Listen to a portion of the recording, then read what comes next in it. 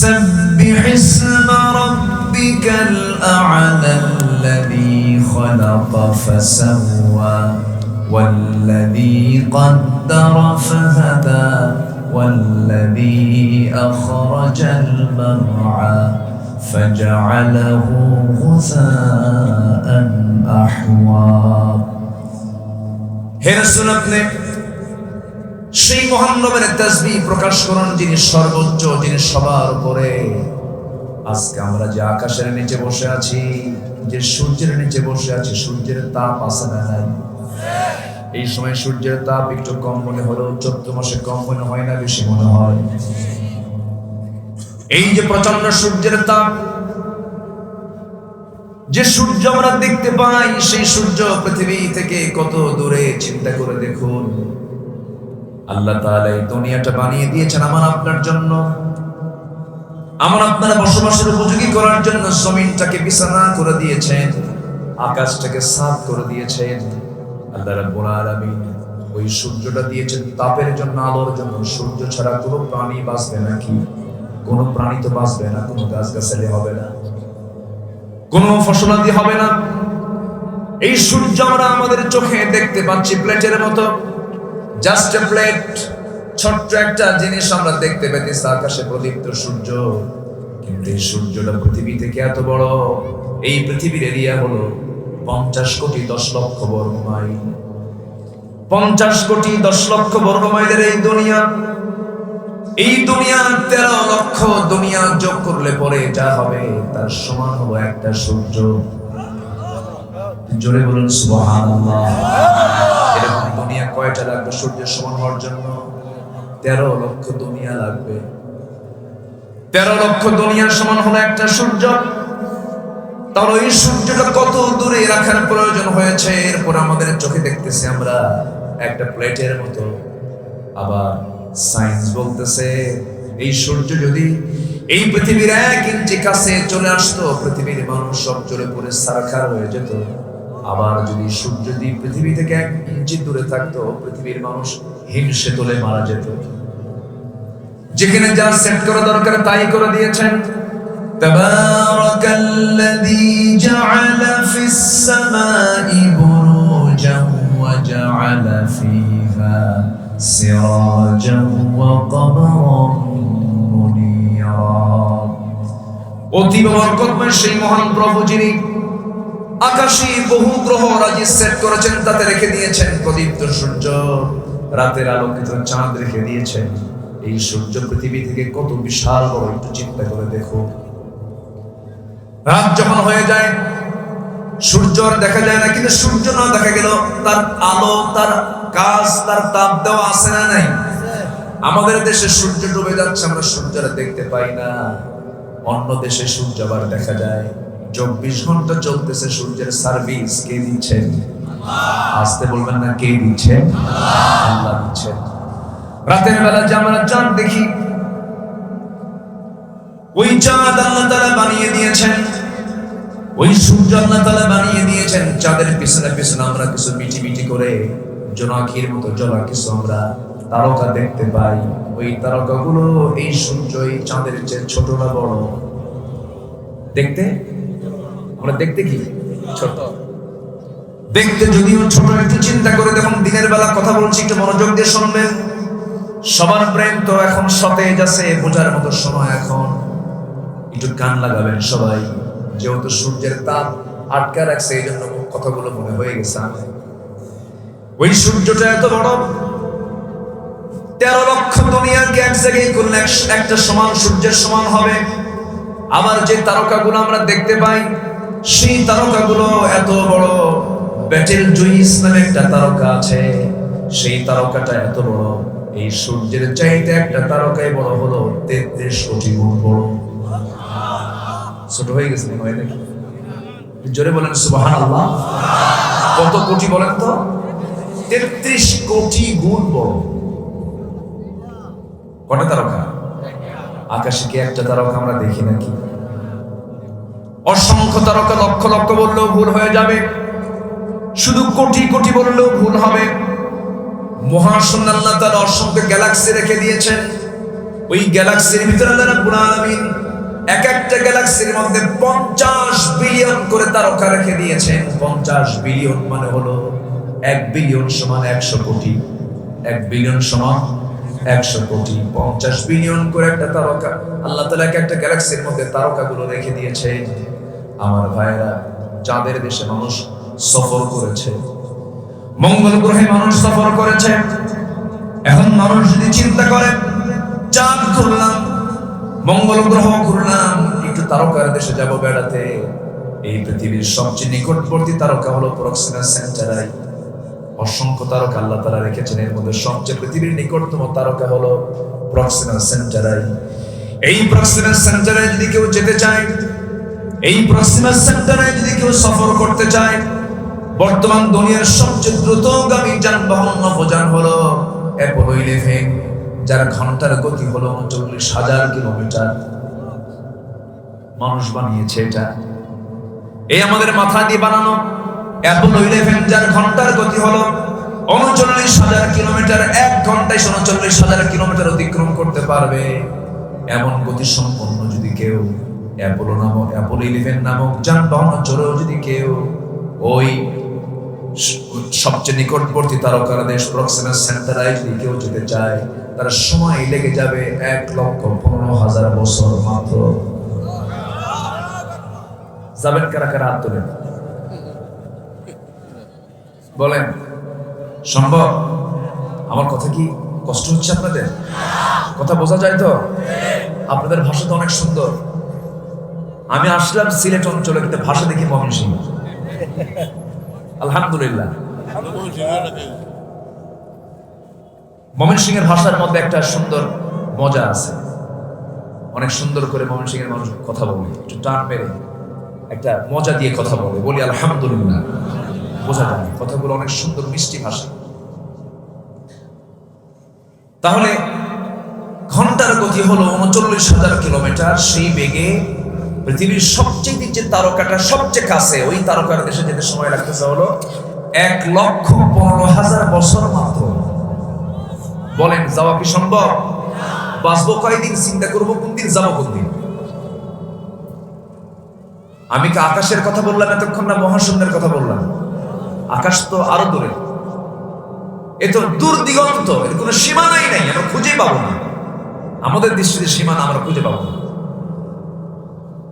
এই বিশাল দূর দিগন্ত মহাশূন্যে যত আল্লাহ তাআলার সৃষ্টি, যত তারকারা যেগুলো আছে, সব নির্দিষ্ট কক্ষপথে পরিভ্রমণ করছে। আল্লাহ রাব্বুল আলামিন বলেন, ওয়া কুল্লুম ফি ফালাকি ইয়াসবাহুন। সব তার নির্দিষ্ট কক্ষপথে পরিভ্রমণ করছে। এই মহাশূন্য পাড়ি দিয়ে এই বিশাল নীল আকাশ, এই বিশাল আকাশ যার কোনো কলাম নাই, যার কোনো পিলার নাই, বেগাইরি আমাদিন তারাউনাহা, কি সুন্দর ঝুলন্ত আকাশ আল্লাহ তাআলা বানিয়ে দিয়েছেন। আল্লাহ তাআলা এই আকাশ শুধু এক আকাশের মালিক তিনি নন, এরপরে আছে আরেকটা মহাশূন্য, এরপরে আরেকটা আছে আকাশ, এরপরে মহাশূন্য, এরপরে আকাশ, এরপরে মহাশূন্য, এরপরে আকাশ। এইরকম করে 2, 3, 4 নয়, সাবআ সামাওয়াত, 7 আকাশের মালিক কে? আর যার মালিক কে? সে আকাশগুলো আমার আকারে কেমন, সে আকাশগুলো কেমন বড়, এই আকাশের চাইতে দ্বিতীয় আকাশটা এত বড়। হাদিসের যতটুকু বর্ণনা পাওয়া যায়, আমার নবীজি 7 আকাশই দেখেছেন। সুবহানাল্লাহ বলবেন না? আমার নবীজি কয় আকাশ দেখেছেন? আমরা কয় আকাশ দেখি? কই? তারকার দেশে যাই না, কই দেখলাম আকাশ? আমার আল্লাহ আমার রাসূলকে 7 আকাশে দেখিয়ে দিয়েছেন। এই 7 আকাশ, এর উপর একটা যে আকাশটা আছে, হাদিসের বর্ণনা যা পাওয়া যায়, দ্বিতীয় আকাশটা প্রথম আকাশের তুলনায় কত বড়, দ্বিতীয় আকাশের তুলনায় প্রথম আকাশটা কেমন ছোট। মরুসাহারার ভিতরে কোন আদম সন্তান চলতে নিয়ে হাতের আঙ্গুল থেকে একটা আংটি ফেলে দিলে, মরুসাহারার মধ্যে ফেলে দিলে, মরুসাহারার তুলনায় আংটি যেমন ছোট, আল্লাহ তাআলা দ্বিতীয় আকাশের তুলনায় প্রথম আকাশ তার এমনই ছোট বানায় দিয়েছেন। জোরে বলি সুবহানাল্লাহ। তাহলে আমার আল্লাহ কি শুধু বড় না সবার বড়? আমার আল্লাহ শুধু উপরে না, সবার উপরে। সাব্বিহ ইসমা রাব্বিকাল আ'লা, বলেন সাব্বিহ ইসমা রাব্বিকাল আ'লা। আ'লা মানে উপর, আ'লা মানে কি? উপর। আর আ'লা মানে সবার উপর। ইসমে তাফসীরের সিগা, এখানে আলেম ওলামা বসে আছেন। ইসমে তাফসীরের সিগা সবচেয়ে উপরে তিনি। এই সাত আকাশের উপর আল্লাহ তাআলার আরশ আজিম, শান শাসিবে তিনি সমাসীন আছেন। আল্লাহ রাব্বুল আলামিন বলেন আর-রাহমানু আলাল আরশি ইসতাওয়া। আমার আল্লাহ তাআলা আরশ আজিমে সমাসীন আছেন, কিন্তু তারা এলেন সুনামগঞ্জের দিকে আসে না নাই? আসতে হয়। তারা এলেন সুনামগঞ্জে আসে না নাই? সব দিকে নজর আসে না নাই? আমার আল্লাহর নজরটা তো সূক্ষ্ম দেখেন। আল্লাহ তাআলা তার কুদরতকে বুঝাতে গিয়ে তিনি বলছেন وَيَعْلَمُ مَا فِي الْبَرِّ وَالْبَحْرِ وَمَا تَسْقُطُ مِنْ وَرَقَةٍ إِلَّا يَعْلَمُهَا। তিনি সেই মহান রব যিনি জলে কি হয়, স্থলে কি হয়, এমনকি কোন গাছের কোন পাতা, চিন্তা করেন, কোন গাছের কোন পাতা মানে আমার আপনার বাড়ির ছাদের উপরে একটা তেঁতুল গাছ লাগাইছি, তেঁতুল গাছের পাতাগুলো এত বড় মনে হয়, ঝিরি ঝিরি পাতা, ঝিরি ঝিরি ছোট ছোট পাতা। তেঁতুল গাছের কোন পাতা কয় মিনিট কয় সেকেন্ডে কোনটা আগে পড়লো কোনটা পরে পড়লো, আমার আল্লাহর কাছে সেই তথ্য থেকে যায়। জোরে বলে সুবহানাল্লাহ। সব তিনি জানেন, সব তিনি বোঝেন। এমনকি আল্লাহ তাআলা বলছেন বান্দারে শোনো وَيَعْلَمُ خَائِنَةَ الْأَعْيُنِ وَمَا تُخْفِي الصُّدُورُ। তোমার চক্ষু কি খেয়ানত করে, তোমার অন্তরে তুমি কি চিন্তা পোষণ করছো, তুমি কি মনে মনে কুচিন্তা করছো, সুচিন্তা করছো, তোমার চিন্তা জগতের সমস্ত খবরগুলো কে জানেন? আসতে বলবেন না, কে জানেন? তোমার কাছে ক্ষমতা আছে, তোমার কাছে পাওয়ার আছে, তোমার হ্যালো দিয়া অনেক কিছু হয়ে যায়। তুমি তোমার হ্যালো দিয়া তোমার একজন কাছের বন্ধুকে তুমি বিপদে ফালাইয়া দিলা, অথবা কাছের জনকে তোমার প্রতিদ্বন্দ্বীকে অযথা মিথ্যা হয়রানিমূলক বিভিন্ন ষড়যন্ত্র করে মামলা দিয়ে দিলা, বিনা কারণে জেল খাটাইয়া দিলা, সাক্ষী প্রস্তুত করলা। তুমি যত বড় ষড়যন্ত্র করো না কেন, সমস্ত খবর কিন্তু আমার আল্লাহর জানা হয়ে যায়, ঠিক কিনা? তোমার ষড়যন্ত্রের কারণে যদি কেউ অন্যায় ভাবে, যদি কেউ জেল খাটে, যার জেল খাটার কোনো কারণ নাই, ওই জেল খাটার কারণে তার স্ত্রী তার হক থেকে বঞ্চিত হলো, তার মা তার হক থেকে বঞ্চিত হলো, তার ছেলে মেয়ে পিতা, এই সমস্ত কিছুর হক লঙ্ঘনের মামলা তোমাকে কিয়ামতের দিন নিতে হবে আল্লাহর আদালতে। আসতে বলবেন না, জোরে বলেন ঠিক কিনা? আমার আল্লাহ কত বড়, আমার আল্লাহ কত মহান। এই জন্য আমরা আযান যখন শুনি তখন প্রথম শব্দটা কি বলি? আল্লাহু আকবার। সবচেয়ে বড় তিনি কে? আবার এখানে সাব্বিহ ইসমা রাব্বিকাল আ'লা, তিনি সবার উপরে, তিনি কে? আল্লাহু আকবার, আল্লাহু আকবার। এই শব্দটা আমার আল্লাহর কাছে খুব প্রিয়, অথচ এই স্লোগানটা নিয়ে কিছু বিতর্ক করা হচ্ছে। সবাই জানেন কিনা আমি জানি না, এই আল্লাহু আকবারকে নিয়েও অনেকে কলম লেখা শুরু করেছে, বক্তব্য দেওয়া শুরু করেছে। মানে এদের সাহসের মাত্রাটা লেভেল ছাড়া হয়ে গেছে, মাত্রা বিরক্ত হয়ে গেছে। দুঃখ লাগে, সবার নাম মুছে যেতে পারে, কিন্তু মুমিনের হৃদয় থেকে আল্লাহর নাম তো মুছে ফেলা যাবে না, ঠিক কিনা? দিন শেষে আমার প্রিয় বন্ধুকে, আমার একমাত্র আপনজনকে, আসতে আমার আপনজনকে আল্লাহ ছাড়া কেউ আছে? এই যে আমরা বসে আছি এই জায়গায়, এর মধ্যে যে কোনো একজনের মৃত্যু হয়ে গেল হঠাৎ করে, হয় না এরকম? হয় হয়তো পাশে বসে আছে মুরব্বী, হঠাৎ করে তার হায়াত নেই, অথবা আমি কথা বলতে বলতে আমার হায়াত নেই, চলে গেলাম, মারা গেলাম। এতগুলো মানুষ এই জায়গায়, একটা লোক আমার কি কোনো উপকার করতে পারবে? আসতে বলে পারবেন? পারবেন। বড়জোর কি করতে পারবেন?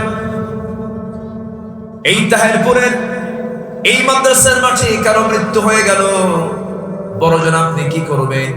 হয়তো আমি এই এলাকার মানুষ, আমার জন্য আপনি এলাকায় উপজেলা স্বাস্থ্য কমপ্লেক্সে ফোন দিয়ে তো গাড়িও ম্যানেজ করা যাবে না, আপনি আমার জন্য বড় জোর একটা স্পিড বোট ভাড়া করবেন। স্পিড বোট ভাড়া করে সুনামগঞ্জে নিয়ে সেই জায়গায় একটা গাড়ি ঠিক করে নিয়ে, অ্যাম্বুলেন্স ঠিক করে নিয়ে বলবেন এই মেহমানকে, এই লোকটাকে সোজা তার নিজের বাড়িতে পৌঁছায় দিয়ে আসবা। আমাকে বাড়িতে নিয়ে যাবে, ঠিক আছে, কিন্তু বাড়িতে নিয়ে গিয়ে আমাকে বেডরুমে ঢুকাবে। আসতে কয় কেন? বাড়ির মধ্যে ঢুকাবে নাকি? বাড়িতেও ঢোকার সুযোগ হবে না, বারান্দা আমার জায়গা হবে না, বারান্দাতেও কেউ আমাকে তুলবে না। বরঞ্চ আমার দুনিয়াতে চলতে গিয়ে যে সেলাইওয়ালা কাপড় চোপড় গুলো ছিল তাও কেচে দিয়ে কেটে কেটে খুলে নেবে। বাজারে যাবে, হরেক কালার নেবে না, মাত্র একটা কালারের সাদা কাপড় আমার জন্য কেনা হবে। দা নিয়ে যাবে একজন বাঁশ কাটার জন্য, কোদাল নিয়ে যাবে একজন কবর খনন করার জন্য। মসজিদের মাইকে মাইকে এলান হয়ে যাবে, লোকজন রেডি হয়ে যাবে। আমার লাশ ওই বাড়ির সামনের এরিয়ার সামনের একটা কোনায় চাদর মুড়ি দিয়ে একটা চকিতে নিথর দিয়ে ফেলে দেবে। মাসি টাসি গায়ে পড়ে যাবে, গোসল শুরু হয়ে যাবে, গরম পানি দিয়ে গোসল করতে করতে গোসল যখন শেষ হয়ে যাবে, টান মেরে কাপড়টা ছিঁড়ে দুটো অংশ আমার গায়ে ঢুকায় দেবে। মাথায় একটা বাঁধন দেবে, পায়ে একটা বাঁধন দিয়ে দেবে। জানাজার আয়োজন হয়ে যাবে, মরা মুখ সব দেখে দেখে চলে যাবে, টান মেরে কবরে রেখে আসবে। ওই যে কবরে রেখে আসা হলো দিন শেষে কেউ না, দিন শেষে আমার সাথে একমাত্র আছেন তিনি কে? বলেন তিনি কে? কিন্তু সে আল্লাহ তো অনেক দূরে। সে আল্লাহ অনেক দূরে না? সে কোথায়? আর শাসিন কি এই পাড়া? কিন্তু অনেক দূরে থাকলেও হবে কি? আমার আল্লাহর ইলম তো সব জায়গায় আছে। আল্লাহ বলছেন বান্দারে সব তো আমি জানি, তোমার খবরগুলো আমার জানা আছে, বান্দা আমাকে ভুলে যেও না। পৃথিবীর সকল মানুষকে তুমি সন্তুষ্ট করতে পারবা না, কিন্তু আমাকে তুমি অতি সহজেই সন্তুষ্ট করতে পারবা। বউকে সন্তুষ্ট করা যায় না, বাবাকে সন্তুষ্ট করা যায় না, মাকে সন্তুষ্ট করা যায় না, ভাইকে সন্তুষ্ট করা যায় না। পৃথিবীর কোন মানুষকে আপনি পুরোপুরি সন্তুষ্ট করতে পারবেন না, কিন্তু আমার আল্লাহকে খুশি করার জন্য কিছুই লাগে না। আমার আল্লাহকে খুশি করার জন্য শুধু বান্দা যদি চোখের পানি ফেলে তওবা করে শুধু বলে আল্লাহ আমি আজকে থেকে সমস্ত হারাম কাজ বর্জন করলাম, আমার আল্লাহ খুশি হয়ে বান্দাকে জান্নাত দিয়ে দিবে। আমরা সবার আগে খুশি করব কাকে? আল্লাহকে। আসতে বলবেন না, কাকে খুশি করব? আল্লাহকে খুশি করব, কারণ তিনি তো আমার একমাত্র বন্ধু। বন্ধু জীবনে কেউ হতে পারে না, সব হলো অস্থায়ী বন্ধু। অস্থায়ী বন্ধুকে আল্লাহ তাআলা বলেন ইন্নামা ওয়ালিয়্যুকুমুল্লাহু ওয়া রাসূলুহু ওয়াল্লাযীনা আমানুল্লাযীনা ইউকিমুনাস সালাতা ওয়া ইউ'তুনাস যাকাতা ওয়া হুম রাকিউন।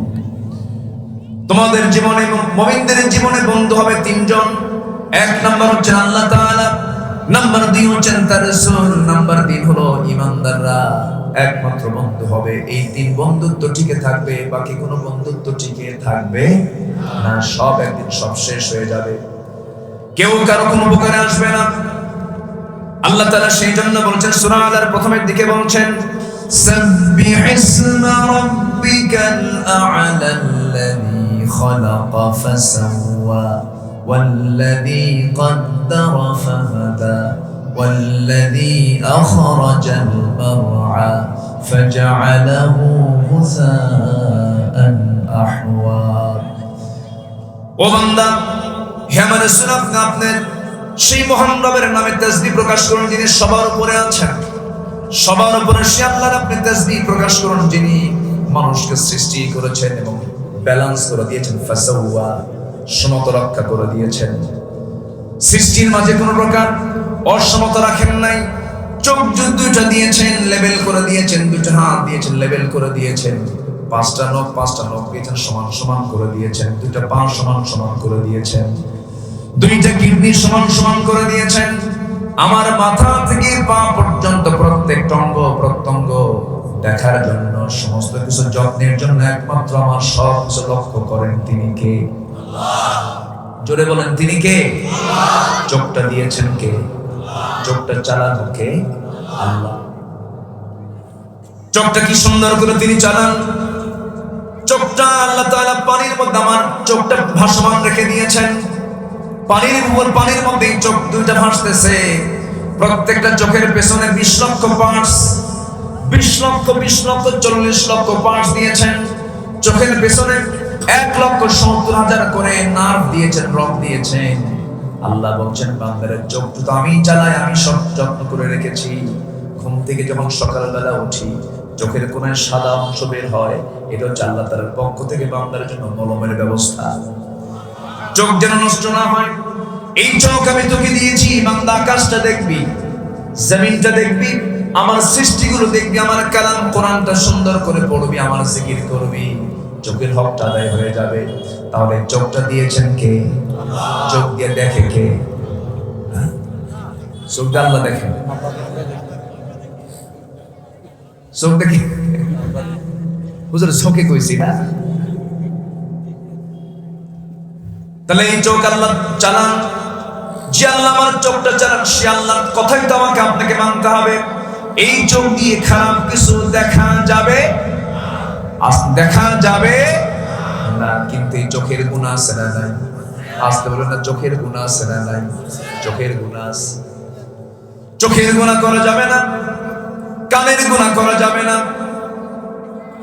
মনের গুনাহ করা যাবে না। কারণ ইন্নাস সামআ ওয়াল বাসারা ওয়াল ফুআদা কুল্লু উলাইকা কানা আনহু মাসউলা। শ্রবণ শক্তি, দৃষ্টি শক্তি, অন্তর শক্তি সব একদিন জিজ্ঞাসিত হবে কার কাছে? আল্লাহর কাছে। আল্লাহ বলছেন এই জন্য বান্দা সব আমি তোকে দিয়ে দিলাম। বান্দা তোর দায়িত্ব হলো এই জিহ্বা দিয়ে তুই আমার জিকির করবি, আমাকে বন্ধু বানাবি, আমার নাম জানাবি, সুবহানাল্লাহ বলবি, আলহামদুলিল্লাহ বলবি, আল্লাহু আকবার বলবি। কিন্তু আল্লাহু আকবার নামাজেও চলে, আযানেও চলে, জানাজাতেও পড়তে হয়। কিন্তু জনসভার কোন ময়দানে যদি কোন নারায়ে তাকবীরের স্লোগান দেয়, সে সময় বলে এটা নাকি দলীয় স্লোগান। আছে না বলার? আছে না বলার? আছে না নাই? যারা নারায়ে তাকবীরের স্লোগানকে বিতর্ক করে, নারায়ে তাকবীরের স্লোগান কিনে যারা বাজে কথা বলে, যারা বলে কোন জনসভায় নারায়ে তাকবীরের স্লোগান দেওয়া যাবে না, এটা দলীয় স্লোগান। আমি আমার ভাষায় বলবো না, আমি শরীয়তের দৃষ্টিকোণ থেকে বলতে চাই। আযান চলে না আল্লাহু আকবার ছাড়া, নামাজ হবে না আল্লাহু আকবার ছাড়া। হবে নামাজ হবে, তাকবীর না দিলে আপনি নামাজ পড়তে পারবেন? আযান হবে না আল্লাহু আকবার ছাড়া। তাহলে যে আল্লাহু আকবার আযানে আছে, নামাজে আছে, রুকুতে আছে, সিজদায় আছে, দরুদ জপ করতেও কি বলতে হয়? যখন মরে যাব, মরার পর যখন আমাকে কাফন দাফনের আগ দিয়ে যখন শেষবারের মতো আযান আকামত বিহীন যে জানাজা হবে, সেই জানাজার প্রথম যে তাকবীরটা দেওয়া হবে সেটা হবে কি? আরো জোরে বলেন। মোট 4টা তাকবীর হবে জানাজার ভিতরেও। যারা বলে যে এই জনসভায় এই জাতীয় কোনো স্লোগান দেওয়া যাবে না, ওদেরকে জানাজা না দিয়া কুকুর, বিড়াল, সিগারের মতো বিদায় করা দরকার।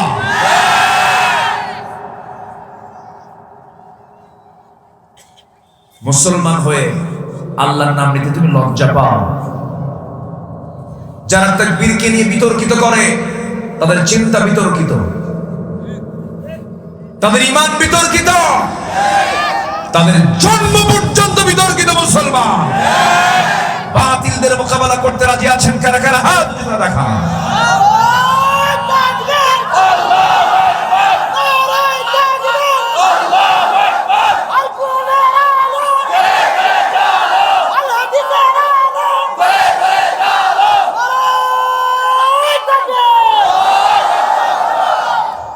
অন্যায়ের প্রতিবাদ করার দরকার আছে না নাই? আছে। যে অন্যায় সামনে দেখে কিছু বলে না, সে হলো মুনাফিক। আমার কথাটা স্পষ্ট আমি ক্লিয়ার করে আজকে আসছি, এটা বলে যাই। সমাজে আজকে যে সমস্ত অন্যায়গুলো চলছে, যদি আমরা এক একজন মুমিনের ভূমিকা পালন করতাম, কোন অন্যায় কাজ সমাজে হতো না। আমরা আমাদের অবস্থান থেকে নিষ্ক্রিয়, আমরা কথা বলি না। সম্মানিত ভাইয়েরা, সাধারণ আমাদের যে সেজদার জায়গা, নামাজের জায়গা মসজিদ, শুধু একটা এক্সাম্পল দিই। 4.5 লক্ষ মসজিদের দেশ বাংলাদেশ, 4.5 লক্ষ। পৃথিবীর কোন দেশে এত মসজিদ আছে কিনা আমি জানি না। মসজিদের শহর, দুটো শহরকে বলে, একটা হচ্ছে ঢাকা, একটা হচ্ছে তুরস্কের ইস্তাম্বুল। সবচেয়ে বেশি মসজিদ, 4.5 লক্ষ মসজিদ যে দেশে, অথচ সেই দেশের মসজিদ কমিটির সভাপতি হয় হলো সুদখোর, সেক্রেটারি হয় হলো মদখোর, আর ক্যাশিয়ার হয় হলো জেনাকার, মানে লুচ্চা। আমি কি ভুল বলতেছি? ভুল বলতেছি? এই পদে বসাইছে কারা? বলেন, কারা বসাইছে? নামাজ পড়তে তো আমরাই যাই। শোনো, যদি ভয় পাই, যদি পিছনে ফিরে আসি, পালাই, বিপদ আরো ডাবল হবে। আমার কথা কি বোঝা যাচ্ছে? এটা আমার পরামর্শ, আল্লাহর পরামর্শ। আল্লাহ তাআলা বলছেন, ইল্লা তানফিরু يعذبكم عذابا أليما ويستبدل قوما غيركم ولا تضروه شيئا। তুমি যদি পালাও, ভয়ে যদি কথা না বলো, বাতিলদের মোকাবেলা যদি না করো, তোমার উপরে এমন একটা জাতি আল্লাহ চাপায় দিবেন যাদের তুমি কোনো ক্ষতি করতে পারবে না, তোমাদের ক্ষতি তারা করতেই থাকবে। এই জন্য ঘুরে দাঁড়াতে হবে। মুসলমান বসে থাকার জাতি নয়, মুসলমান কথা বলার জাতি, প্রতিবাদ করার জাতি। আল্লাহ তাআলা বলেছেন, ওয়ালতাকুম মিনকুম উম্মাতুন ইয়াদউনা ইলাল খায়রি ওয়া ইয়ামুরুনা বিল মা'রুফি ওয়া ইয়ানহাউনা আনিল মুনকার। তোমাদের ভিতরে এমন একটা দল থাকা দরকার, যে দল মানুষকে সৎ কাজের আদেশ দেবে, অসৎ কাজের বাধা প্রদান করবে। এই দল কে দেখতে চান? আসতে বলুন না, কে দেখতে চান? আল্লাহ দেখতে চান। আমার বন্ধুগণ, সেই জন্য অন্যায়ের প্রতিবাদ করতে হবে। যে ইমানদারের মুখ থেকে সৎ কাজের আদেশ বের হয় না, অসৎ কাজের বাধার চেতনা তার কার্যক্রম থেকে প্রকাশ পায় না, তার এখনো ঈমান ভালো করে আনা হয় নাই, আবার নতুন করে তার ঈমান আনা দরকার। আল্লাহ তাআলা বান্দাকে আগে ঈমান আনার জন্য বলেন নাই? আরেকটা আয়াত আসছে, কুনতুম খায়রা উম্মাতিন উখরিজাত লিন-নাসি তা'মুরুনা বিল মা'রুফি ওয়া তানহাউনা আনিল মুনকার ওয়া তু'মিনুনা বিল্লাহ। জোরে বলুন আল্লাহু আকবার। জীবনদারের সৎ কাজের আদেশ দেওয়ার টেন্ডেন্সি তৈরি হবে না, জীবনদারির অসৎ কাজের বাধা দেওয়ার মতো মানসিকতা তৈরি হবে না, তার ঈমান আনা হয় না। মসজিদ কমিটির সভাপতি হয় হলো সুদখোর। খতিব সাহেব কেমনে ওয়াজ করবে বলেন? খুতবা কেমনে দেবে? হঠাৎ করে কোন এক জুমার দিন খুতবা দিতে নিয়ে হঠাৎ করে আয়াতে চলে আসছে, লা তাকুলুর রিবা মুআফা মুদাআফা, তোমরা চক্রাকারে সুদের কারবার করো না। বলতে বলতে হঠাৎ করে খতিবের চোখের নজর সভাপতির নজরের দিকে পড়ছে। কথা কি বুঝছে? নামাজ শেষে এখন সভাপতি বলে, হুজুর, কোরআন শরীফে কি আর কোন আয়াত ছিল? আপনি এমন একটা আয়াত বললেন, সে আয়াত বললেন, আবার আপনি আমার দিকে নজরও দিলেন, বুঝতে পারছেন?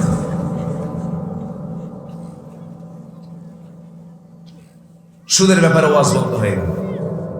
আরেকদিন খুতবা তিনি ওই আয়াত কইছে ইন্নামাল খামরু ওয়াল মাইসিরু ওয়াল আনসাবু ওয়াল আজলামু রিজসুম মিন আমালিশ শাইতান। মদ জুয়া এগুলো সব শয়তানের আকাম মুকাম। হঠাৎ করে চলে গেছে সিগারেটের দিকে নজর। সিগারেট কয় হুজুর আয়াত তো বহু ছিল, তা আপনি আমারে দেখে দেখে আয়াতটা বললেন, বুঝতে পারতেছি তো আপনি আমারই ওয়াশ করতেছেন। সম্মানিত ভাইয়েরা, সম্মানিত বন্ধুগণ, মসজিদের দায়িত্ব পালন করবে কারা, এই যোগ্যতা কাদের, এই জাতীয় কথা কোরআনে আছে না বা পড়ছে? আছে না নাই? ওই সমস্ত সারাক্ষর মক্ষর চরিত্রহীন লম্পটদের ওই সমস্ত পথ থেকে ঘাড় ধাক্কা দিয়ে বের করে দেওয়া দরকার। কিন্তু আমরা তো কথা বলি না, আমরা চুপ থাকি। ভাবতে হবে আমি একজন, আমি একটা বাংলাদেশ, আমি একজন বাংলাদেশ, এই মনে করে আমাকে আপনাকে সামনে চলতে হবে। কারণ আল্লাহ আমাকে আপনাকে এমনি এত বড় জান্নাত দিবেন না। সর্বনিম্ন আল্লাহ তাআলা বান্দাকে জান্নাত দিবেন, একজন বান্দাকে দিবেন 10টা পৃথিবীর মতো একটা জান্নাত। জোরে বলে সুবহানাল্লাহ। জান্নাত পাওয়ার জন্য আমাদের অবশ্যই জান্নাতের কাজগুলো করার দরকার আছে না নাই? আসতে বলবেন না, আছে না নাই? আমার ভাইয়েরা, সফল যদি হতে চাই পৃথিবীর কারো থেকে পরামর্শ নেব না, আল্লাহর থেকে আমার পরামর্শ নিতে হবে। আল্লাহ তাআলা বিভিন্ন জায়গায় মুফলিহুন শব্দ বলেছেন, কদ আফলাহ শব্দ বলেছেন। আল্লাহ তাআলা সূরা আলা শেষের দিকে সেই বান্দাকে ডাক দিয়ে বলছেন, বান্দা তুমি যদি সফল হতে চাও আমার কিছু পরামর্শ গ্রহণ করে নাও।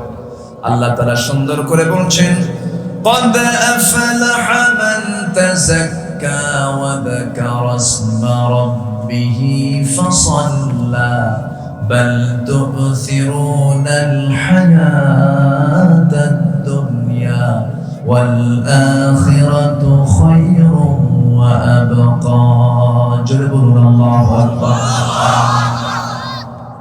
যে বড় বড় মিনি ইন্ডাস্ট্রিজের মালিক সে তো সফল নয়, সুন্দর চেহারা যার সে তো সফল নয়, বিশাল বড় পদে, বিশাল বড় এমপি পদ, মন্ত্রী পদ, এরপরে ডিসিএসপি, জজ, ব্যারিস্টার হয়েছে, এটা তার জন্য সফলতা নয়। প্রকৃত সফলতা কি? আল্লাহ তাআলা বলছেন ওই বান্দা প্রকৃত সফল। قد أفلح من تزكى, যে ব্যক্তি তার নফসকে শুদ্ধ করতে পেরেছে, নফসের শুদ্ধতা জানতে পেরেছে। আল্লাহ তাআলা বান্দার জন্য 7টা জাহান্নাম রেখেছেন। কয়টা? 7টা জাহান্নাম রেখে দিয়েছেন। আবার বান্দার জন্য 8টা জান্নাত রেখে দিয়েছেন। এই 7টা জাহান্নাম যে ভয়াবহ জাহান্নাম আল্লাহ তাআলা বর্ণনা দিয়েছেন, তার কথাগুলো বলেছেন। সবচেয়ে ভয়াবহ জাহান্নামটা কাদেরকে দেওয়া হবে আল্লাহ তাআলা এক জায়গায় বলছেন, ফাখালাফা মিন বা'দিহিম খালফুন আদাউস সালাতা واتبعوا الشهوات فسوف يلقون غيا। এই দুনিয়ার জিন্দেগিতে যারা 2টা বড় বড় অপরাধ করবে, আমি তাদেরকে শুধু জাহান্নাম দেব না, জাহান্নামের গর্তের মধ্যে আমি তাকে ঢুকায় রাখবো। সেই জাহান্নামের গর্তটা কি? সেই জাহান্নামের গর্তের নাম সেখানে এসেছে গাই নামক গর্ত। গাই নামক গর্তটা এত ভয়ঙ্কর গর্তের নাম তাফসীর এসেছে, জাহান্নাম পর্যন্তই গাই নামক গর্তের নাম শুনলে ভয় পায়। এত ভয়ঙ্কর জাহান্নামের সেই গর্ত। সেই জাহান্নামের গর্তের মধ্যে আল্লাহ তাআলা কোন বান্দাকে জাহান্নামের সেই গর্তের মধ্যে ঢুকাবেন? 1 নম্বর হলো খালফুন আদাউস সালাহ ওয়াত্তাবাউশ শাহাওয়াত, যে ব্যক্তি নামাজকে নষ্ট করে ফেলবে 1 নাম্বার। আর যে ব্যক্তি নফসের দাসত্ব করবে, নফসকে শুদ্ধ করবে না, আল্লাহ বলছেন কদ আফলাহা মান তাযাক্কা, নফসের শুদ্ধতা তোমাকে করতে হবে। তুমি যদি নফসের শুদ্ধতা না করে, নফসের যদি তাবেদারি করো, আমি আল্লাহ তোমাকে জাহান্নামের গর্তের মধ্যে ঢুকিয়ে ছাড়বো। 2টা বড় অপরাধের কথা জানলাম আমরা। নাম্বার 1 হলো অপরাধ হলো নামাজটাকে নষ্ট করে ফেলা। আমার দেশের অধিকাংশ মুসলমানরা নামাজি না বেনামাজি? আস্তে কোন নামাজি না বেনামাজি? এবং যারা নেতৃস্থানীয় আছেন, নেতৃত্বের আসনে যারা সমাসীন আছেন, সবাইকে আমি বোঝার জন্য বলতেছি, আমি কাউকে শত্রু মনে করে বলছি না। আমার দেশ স্বাধীন হয়েছে 52 বছর যাবত। কত বছর বলেন? 52 বছরের যাবত দেশ স্বাধীন হলো। যিনি আমার নেতা হবেন তিনি তো আমার দুনিয়ার উপকারে আসবেন, আখিরাতেরও উপকারে আসার কথা, তিনি তো আমার নেতা হবেন যিনি দুনিয়ার উপকারে আসবেন, আখিরাতেরও উপকারে আসবেন। কিন্তু আজকে 52 বছর পার হয়ে গেল, আল্লাহ বলে দিয়েছেন ও দুনিয়ার নেতারা, আমি যাদেরকে নেতা বানাবো, আমি যাদেরকে চেয়ার দিয়ে দেব, তোমরা বেশি না 4টা আইন সমাজে চালু করে দিবা। নাম্বার 1 হলো আকামুস সালাতা ওয়া আতাবুস যাকাত ওয়া আমারু বিল মা'রুফি ওয়া নাহাউ আনিল মুনকার। নামাজ কায়েম করবা, যাকাত আদায় করবা, সৎ কাজের আদেশ দিবা, অসৎ কাজের বাধা প্রদান করবে। এই 4টি আইন তোমরা সমাজে কার্যকর করে দেবে। আমি আল্লাহ, আমি নিজে দায়িত্ব নিলাম, ওই সমাজটা আমি আল্লাহ জান্নাতের টুকরা বানায় দেব। আজ পর্যন্ত কেউ কি নামাজের আইন পাশ করেছে নাকি? আসতে কোন কেন, আসতে কোন কেন, কেউ পাশ করেছে? এখন বলেন, যে নেতা আমার দুনিয়াতেও কাজে লাগবে না, আখিরাতেও কাজে লাগবে না, সেই নেতার আনুগত্য কি করা যাবে নাকি? আসতে যাবে নাকি? যে নেতা আমাকে জাহান্নামে নিয়ে যাবে, সে নেতার নেতৃত্ব আমি মানবো কেন? যেই দল করতে গেলে, যেই দলের কর্মসূচির মধ্যে নামাজ থাকে না, যেই দলের নেতা আমাকে নামাজের জন্য তাকিদ দেয় না, সেই দল করা যাবে না মুসলমান।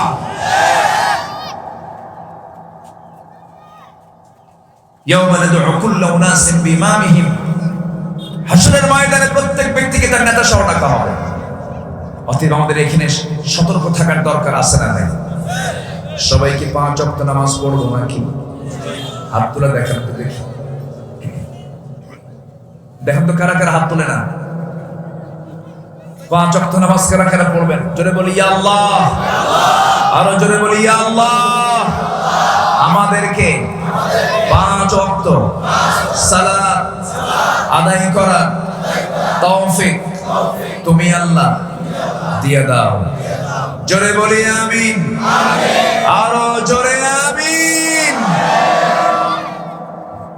পৃথিবীতে মানুষ ছাড়া কোন প্রাণীর কি হিসাব হবে? গরুর হিসাব হবে, ছাগলের হিসাব হবে, উটের হিসাব হবে? কোন প্রাণীর কোন হিসাব হবে না, মানুষের হিসাব হবে। কারণ আল্লাহ তাআলা সবচাইতে সুন্দর করে জ্ঞান, বুদ্ধি, বিবেক দিয়ে আল্লাহ তাআলা মানুষকে পৃথিবীতে পাঠিয়েছেন। এরকম যোগ্যতা দিয়ে পৃথিবীর কাউকে পাঠানো হয় না। এই যে আমরা সূর্য দেখতে পাচ্ছি, এই সূর্য সুন্দর না মানুষ সুন্দর? ভালো করে কম। একটা ছোট্ট ইতিহাস মনে করলো আমার, সময় তো কম, আমাদের তো ওয়াজ করতে গেলে টাইম লাগে, কিন্তু এই জায়গায় টাইম দিতে পারতেছি না। দেখি আগামীতে যদি হয়, আমি কমিটিকে বলে যাচ্ছি, আমি আগামীতে যদি হয় রাতের বেলা একটু সময় পাওয়া যায়, তাই না? আমি চেষ্টা করব, দেখি দেখা যাক। এই থামেন, একটা ইতিহাস মনে পড়লো। বাদশাহ হারুন রশিদ একদিন তার স্ত্রীর সাথে চাঁদনি রাতে, নিঝুম রাতে স্ত্রীর সাথে গল্প করতে করতে, আমার প্রিয়তমা, আমি তোমাকে খুব ভালোবাসি, তুমি আমার চোখে অনেক সুন্দরী, আমি তোমাকে ছাড়া বাঁচবই না। এরকম গল্প হয় না? বিয়ে ছাড়াও কিন্তু গল্প হয়, দেখছেন? তা হয় হওয়া যাবে এগুলো গল্প? ওগুলো অবৈধ না বৈধ? অবৈধ। ওগুলো গল্প করা যাবে, অপাত্রে ঘি ঢালা যাবে না। তো এরকম গল্প করতে করতে হঠাৎ করে বাদশাহ হারুন বলে ফেললেন যে, আমার স্ত্রী, তুমি আমার চোখে এই যে আকাশের চাঁদ দেখতেছি না আমরা, হ্যাঁ, এই চাঁদের চেয়েও তুমি আমার চোখে সুন্দর। এই কথা বলা মাত্রই স্ত্রীতে বলতেছে, আপনি তো বেশি কিছু বলে ফেলেন, আমি কি এত সুন্দর? হ্যাঁ, তুমি যদি এই চাঁদের চেয়েও সুন্দরী না হও, এই মুহূর্তে তোমাকে আমি 3 তালাক দিয়ে দিলাম। বলতে বলতে কত দূর চলে গেছে। শেষ পর্যন্ত বাদশাহ হারুনের কথায় স্ত্রী হতভম্ব হয়ে বলছেন, আমার স্বামী, এখন তো মাসলা মাসালের দরকার। যদি চাঁদ যদি আমার চেয়ে সুন্দর না হয়, আমি আপনার বৈধতা নিয়ে থাকবো, আমি আপনার বৈধ স্ত্রী। আর যদি চাঁদ যদি আমার চেয়ে বেশি সুন্দর হয়, না হয় না, চাঁদ যদি আমার চেয়ে বেশি সুন্দর হয়, তাহলে তো আপনার সঙ্গে আমার সম্পর্ক শেষ। এখানেই আপনি মহব্বত করতেছে, কোন পেছে লাগাই দিলেন। বাদশাহ হারুন বলল, ঠিক আছে, আলেম ওলামা ডাক দাও। আলেম ওলামা ডাকা হল, আলেম ওলামা হাজির হয়ে গেল। আমভাবে আলেম ওলামা সবাই বললেন, না এই কথাটা তো আসলে আপত্তিকর, চাঁদের চেয়ে সে কেমন করে সুন্দর হয়। ফয়সালা রায় মোটামুটি উল্টা দিকে চলে গেল, স্ত্রী আর থাকে না, রানী আর থাকে না। যুগশ্রেষ্ঠ একজন আলেমে দিন সামনে হাজির হয়ে বললেন যে আপনারা যে রায় দিয়েছেন, আপনারা যদি আমাকে অনুমতি দেন, আমি এটার উল্টা একটা রায় দিতে প্রস্তুত আছি, কোরআনকে সামনে রেখে। সঙ্গে সঙ্গে সব অবাক হয়ে বললো, ঠিক আছে তুমি বলো তোমার কি যুক্তি, তোমার কি দলিল, তোমার দলিল যুক্তি তুমি হাজির করো। কিচ্ছু লাগলো না।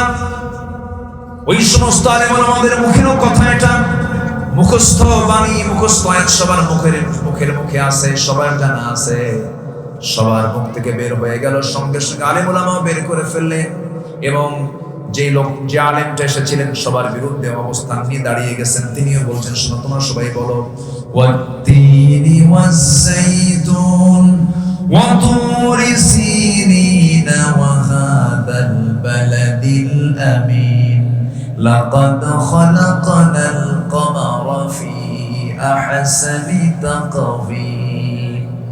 বলেছে কিনা বলো, কি হইছে? এই আলেম যখন ইনসান শব্দ বাদ দিয়া কামার শব্দ বলেছেন, কামার মানে হলো চাঁদ, আবার বদর মানেও চাঁদ, হেলাল মানেও চাঁদ। আরবিতে এমন একটা ভাষার নাম যে আরবিতে একটা শব্দের বহু সমর্থবোধক শব্দ থেকে যায়। একটা উটের আরবি আছে ৭০টা। উটের আরবি কয়টা? ৭০টা আরবি আছে। নতুন চাঁদকে হেলাল বলা হয়, পরিণত চাঁদকে বদর বলা হয়।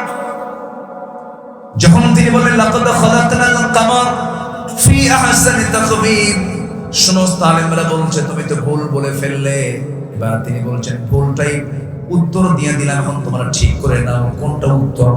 সুবহানাল্লাহ। সঙ্গে সঙ্গে তিনি বললেন, শোনো, আমার আয়াতের তেলাওয়াত যদি ভুল হয় তোমাদের রায়টাও ভুল, আর আমার আয়াত যদি আমি ঠিক করতে যাই তোমাদের রায়টা ভুল হয়েছে, আল্লাহর রায়টা সঠিক। আল্লাহ তাআলা এই দুনিয়াতে সবচেয়ে সুন্দর করে চেহারা বানিয়ে দিয়েছেন একমাত্র মানুষের চেহারা। সুবহানাল্লাহ। চাঁদ পারবে না, সূর্য পারবে না, আকাশ পারবে না, জমিন পারবে না, গোটা পৃথিবীর কোন সৃষ্টি পারবে না আমার সৌন্দর্যের সাথে। আল্লাহু আকবার বলেন। আর এই সৌন্দর্য দিয়ে সপিয়ে দিতে হবে এই মস্তক কার সামনে? মহা সুন্দরের সামনে। মহা সুন্দর কে? মহা সুন্দর কে? আসমান সুন্দর, জমিন সুন্দর, সুন্দরে সুন্দরে পাল্লা, জানি না কত সুন্দর তুমি আল্লাহ, জানি না কত সুন্দর তুমি আল্লাহ। আসমান সুন্দর, ভাগে ভাগ করে আমার অংশটা আমাকে আমার বাড়িতে দিয়ে আসো। সেই মধুর অংশ যতটুকু পেয়েছেন তিনি তার হাতের মধ্যে নিয়ে এবার মধুটা নিয়ে স্ত্রীর সামনে গিয়ে বলছেন, স্ত্রী এই যে মধু আমাদের অংশ দিয়েছে, তুমি এটা গ্রহণ করো। কিন্তু স্ত্রীর মুখে হাসি নাই, মনক্ষুণ্ণ রাগ করে নিয়ে আছেন, অভিমান করে আছেন। ওমর ফারুক বলছেন, আমার স্ত্রী মনক্ষুণ্ণ হও না, মনটা খারাপ করো না, আমি তোমাকে সন্দেহ করিনি, আমি তোমার প্রতি মনক্ষুণ্ণ হইনি, আমি তোমাকে অবিশ্বাস করিনি। তুমি আমার সন্তানদের মা, তুমি আমার স্ত্রী, আমি তোমাকে ট্রাস্ট করি, আমি তোমাকে সম্মান করে বিশ্বাস করি, কিন্তু আমি তোমাকে মধুটা ভাগ করতে দেই না। এই জন্য এই মধু ভাগ করতে গিয়ে, মধু তরল জিনিস, এই মধু ভাগ করতে গিয়ে কিছু মধু তোমার হাতে লেগে যাবে, কিছু মধু তোমার হাতে লেগে যাবে। তার 2 ফোঁটা হোক, 3 ফোঁটা হোক, 1 ফোঁটা হোক, 4 ফোঁটা হোক, 5 ফোঁটা হোক, এই যে মধু তোমার হাতে লেগে যাবে, এতটুকু মধু আমাদের অংশে বেশি চলে আসুক এটা আমরা চাই নাই মনে করে মধু ভাগের দায়িত্ব আমরা না নিয়ে আমি অন্যজনকে মধু ভাগের দায়িত্ব দিয়ে দিয়েছি। কদ আফলাহা মান তাযাক্কা। কিন্তু আমার দেশে কি হয়? দেশ স্বাধীন হয়েছে 1971 সালে, আজকে 2023 সাল চলছে, 52 বছর। মুক্তিযোদ্ধারা ভাতাগুলো পাচ্ছেন, মাসে মাসে তাদেরকে ভাতাও দেওয়া হয়। তারা জাতির শ্রেষ্ঠ সন্তান, ভালো, অবশ্যই তাদেরকে ভাতা দেওয়া উচিত এবং দেওয়া হচ্ছে, ভালো, আলহামদুলিল্লাহ। কিন্তু সেই মুক্তিযোদ্ধার তালিকায় 2000 মুক্তিযোদ্ধা যারা ভাতাগুলো সংগ্রহ করেছে, যাদের বয়স হলো 52 বছর। বয়স কত মুক্তিযোদ্ধার? বয়স কত? যুদ্ধ হয়েছে কত বছর আগে? তাহলে কোন সময় যুদ্ধ করবে? কি কথা কি বুঝতেছেন? তাহলে যুদ্ধ হয়েছে হলো মারপেটের ভিতরে থেকে, নাকি? মারপেটের ভিতরে আসে না।